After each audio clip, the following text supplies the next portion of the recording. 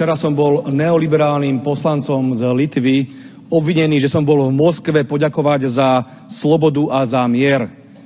Áno, hrdo sa hlásim k tomu, že som bol v Rusku, pretože verím v mierový dialog. A áno, ďakoval som ruskému národu za to, ako sa obetoval v druhej svetovej vojne, aby nám priniesol slobodu a mier od fašizmu. Neviem, či ctený neoliberálny kolega z Litvy ďakuje Adolfovi Hitlerovi, ale my na Slovensku za oslobodenie od fašizmu ďakujeme Rusom a Červenej armáde. Neoliberálny poslanec zároveň požiadal vedenie parlamentu, aby ma potrestalo, lebo nedodržujem nejakú politickú líniu, ktorú si schválila rusofóbna väčšina. Ako keby sme boli v Tretej ríši.